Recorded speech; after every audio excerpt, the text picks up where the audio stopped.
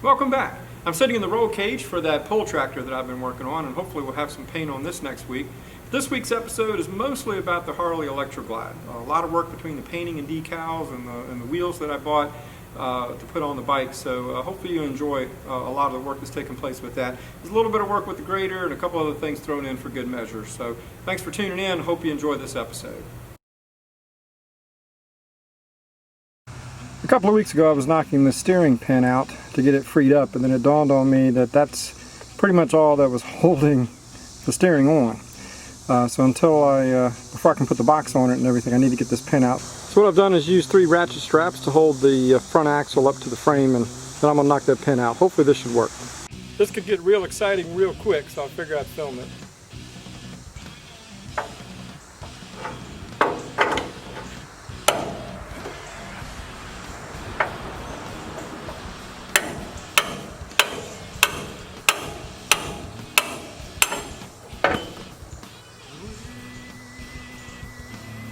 Either I missed something or I just got real lucky. This is the steering pin from the grader. That you can see, as we said earlier, this side looks really good here where the bolt goes through. This one looks like it's been fixed before and is broke off there, and that piece is missing. So what I'm going to do is I'm going to get a pin this diameter that's a little bit longer, and we're going to machine these flats here on both ends, drill through it, and then that'll be the pin for the steering, and then I can figure out my linkage up here. I'll probably just duplicate the one that's down here, then I should be able to bolt everything together and have the steering functioning. I've got a few more of the Harley pieces ready to spray. What's nice about these fiberglass pieces is even though there were some scratches here and there in some of the gel coat, I was able to wet sand those straight out. So I didn't have to put any body filler on it and have to sand that and prime it and block it and all of that. I went straight to 400, got all of these pieces and the other pieces as well straightened out, so I can put on that sealer coat of primer and go straight to the blue, and these things are going to look awesome. The leg shield pieces that go over the crash bar are just about done. Wet sanded them, got them painted and cleared. This is just the first coat of clear. A couple more coats to go, and then these pieces will be done and ready to put back on the bike. I'm sanding the tank down for the 94 Harley Electroglide. Obviously going to be changing the color, but I'm also going to be changing the decal. I'm not a fan of this particular decal. So I've already gotten this side taken care of and taken down so we can get it primed off and blocked. But I've got a new set of decals coming that I'm going to like a lot better to put on this, so they should be here soon. Then we'll get ready to spray this tank and put the decals on it. The Harley tank's all sanded and wiped down and ready for primer. The tank is all primed and wet sanded and ready for the blue. The blue's on the tank now. I'm waiting for it to cure off enough so I can mask off with the white inlay before I put on the decals in the clear. And speaking of the decals, I want to give a shout out to discontinueddecals.com. It is a company out of Florida that specializes in hard to find or no longer available decals for not just motorcycles but all types of things. In this particular decal, you guys remember I didn't like the one that was on the bike. There were many to choose from on their website. Once I picked the style that I wanted, then I got to pick the color inlay for the decal. They were very good at communicating with me back and forth through email, making sure that I was, got the color that I needed for the bike. And once I picked it and told them that's what I wanted, they were printed and sent to me very quickly. So I would highly recommend these guys. I'm going to use them again in the future. It is discontinueddecals.com. Look them up. I think you're going to be very pleased with what you see. I have the tank masked off for the white, so we'll get this sprayed real quick, then we'll be ready to put the decals on. The white's on now. We'll let it sit for about 30 minutes, unmask it, and we'll be ready for the decals. The tank's unmasked and the first decal is applied. What I did to get it relatively centered is I used the paper backing that the decal came on and a caliper and measured it top to bottom using the line here on the tank. And then the front, I just eyed it to where I thought that I might want it to look, because it's going to be different on the other side. It's going to be a mirror image.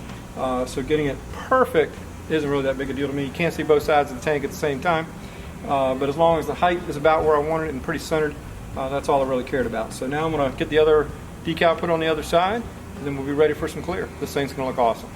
The first coat of clear is on it. Putting the clear over the decals helps to protect them from changing color as well as peeling up. We've got 2 more coats to go. And this thing is looking as good or better than I had imagined. It's going to look really nice on the bike. As I said last week, I was going to do some modifications to change the wheel for the 94 Electroglide. This is the original wheel from that bike. This is called a Lester wheel. They're not very attractive, and all the bike manufacturers used them at some point. But we're getting rid of that. I was very fortunate to find these online that a guy was selling up in Maryland.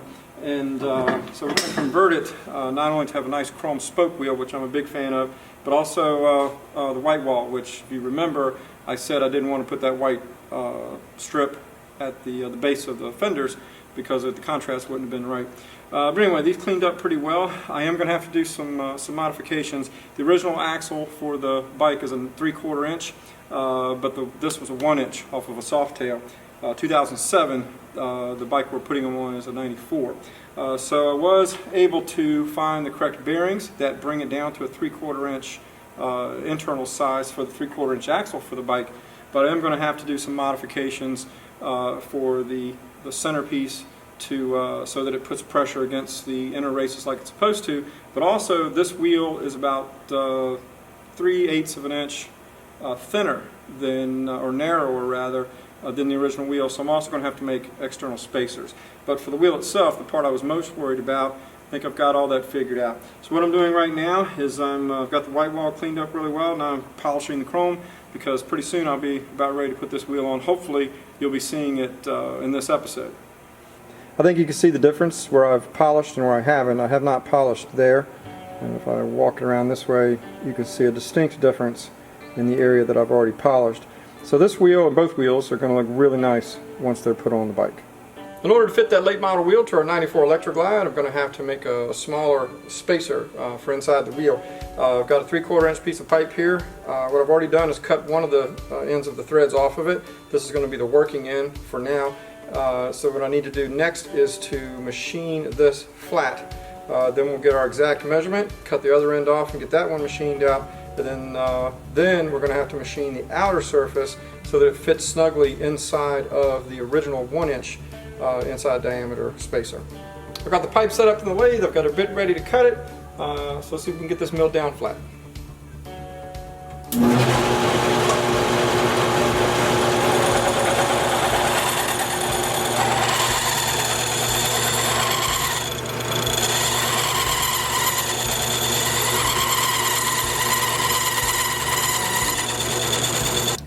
It's looking pretty good so far. We got a little more to go. Once we get that bevel out of there, then we can start doing our measuring and cut the other side.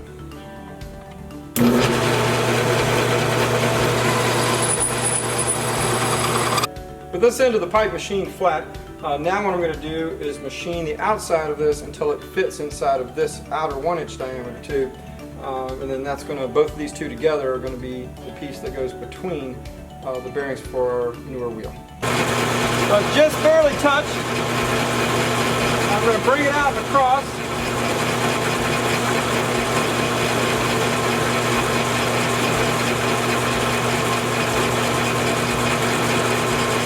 Just shrinking the outside diameter, we can try to get it to fit inside that other collar. Got to sneak up on it a little bit at a time. If you cut too much, we'll have to start all over.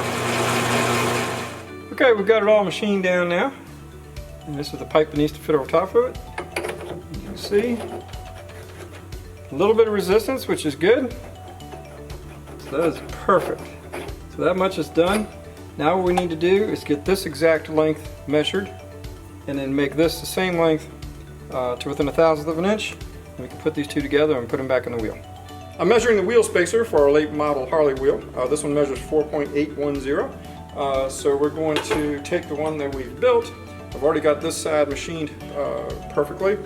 This one I cut with a hacksaw, left myself enough room to machine. And this one is considerably larger, it's 4.852 maybe.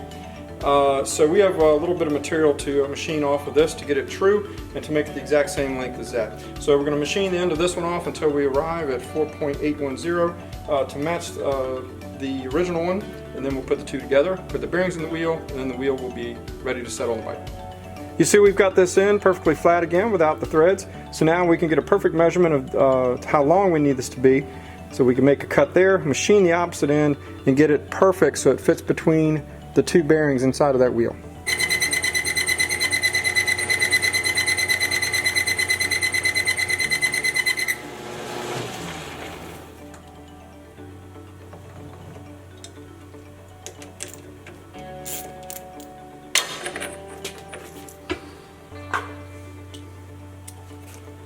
going to be taking it in and out quite a bit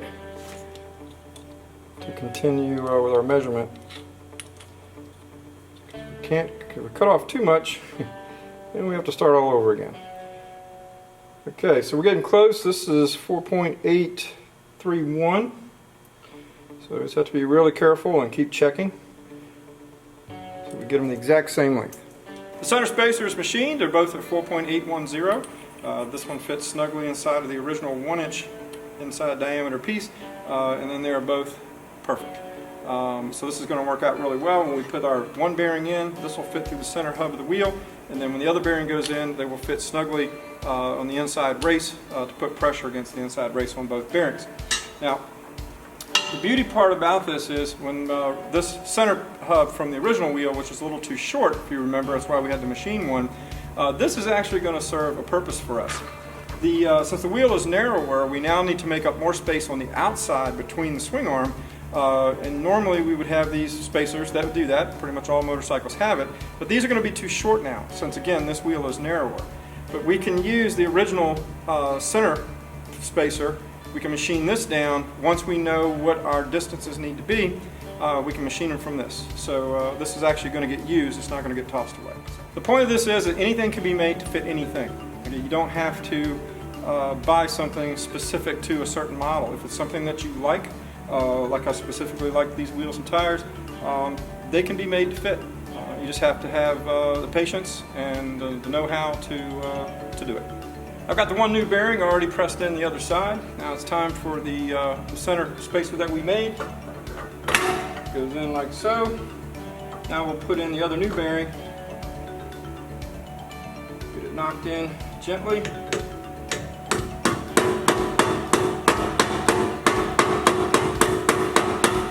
I realize I should be using a regular driver, but as long as I only hit gently the outer race and it's moving, we're okay. And I'll be able to finish it off with the old bearing.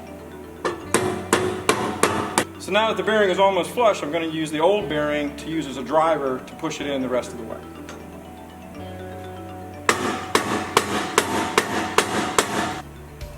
There we go. The inner race is nice and tight now, which is what it should be, because it should be fixed while the bearing spins and the outer race spins around the axle.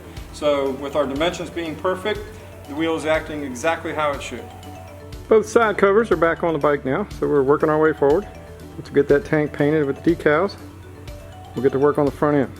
I've got the rear Harley wheel set up on the bike, not permanently. The brake caliper's not installed, and I don't have my spacers for the outside made yet. But it does sit exactly how it should sit. Looks really good. Clearly it was a good idea not to do those white edges on the fender. The contrast looks incredible. So anyway, this is exactly what I was expecting to see, and I'm real happy with it. So next time we'll get busy on getting the wheel permanently fitted, and then continue working our way forward. The fairing had to come off anyway, but I took it off now to allow me access to the speedometer cable because it runs through a bracket that I have to pull it through before I can remove the front fender. There's the front fairing. We're going to get rid of that hideous Harley Davidson emblem, as well as that questionable eagle on the front of this thing. In pulling it off, I also found a mouse nest up in there. They'll pretty much build a nest anywhere, and they love motorcycles for some reason. So we'll get that out of there, get it all cleaned up, and we'll get this thing sanded and primed and get ready to paint it. We're at Cutaway Creations in Fairfax, Virginia. This is Mike McGee's facility. He's also one of our engine team sponsors. When doing the Harley wheel, as you saw earlier, I already had the bearings set and the wheel is ready to go back onto the bike. But the drive system on it for the belt is 1/4 of an inch too small, so we're cutting this out so that it will center off of the wheel. So Mr. McGee is getting it set up now to cut out that 1/4 inch.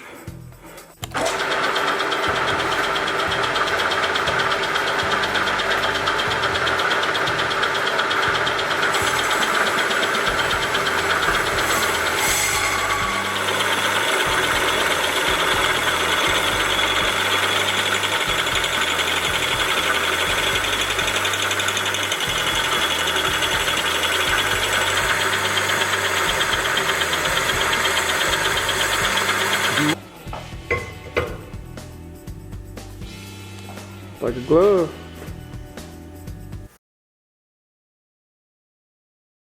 The nest is pretty much destroyed and the birds are gone.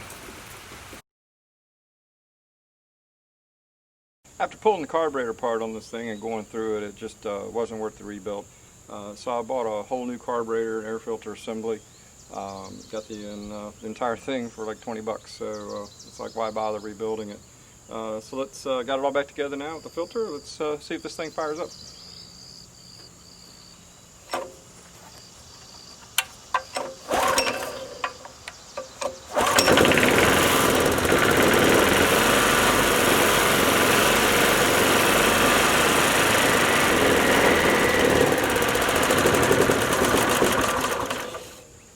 Runs like it's supposed to.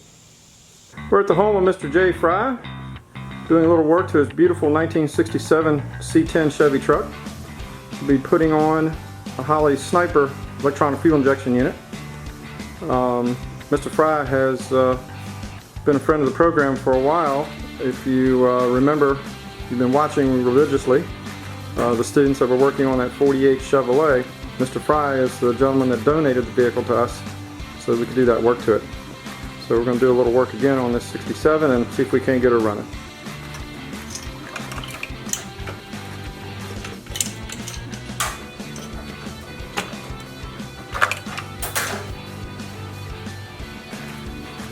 With the fuel injection unit installed and all the connectors and vacuum lines hooked up, now it's time to install the electric fuel pump. The electronic fuel injection system is on it, all the wiring harnesses and everything have been changed, and the new fuel pump is on it. We're out of time for today, so we're not going to have this fired up this week, but stay tuned next week and we should have this thing running and taking it for a ride. Next time on Bulldog Builds, we'll see if we can get that wheel set up on the 94 Electroglide. Hopefully we'll have some paint put on that roll cage for the pull tractor, and we'll see if we can get that beautiful 67 truck running. See you next week.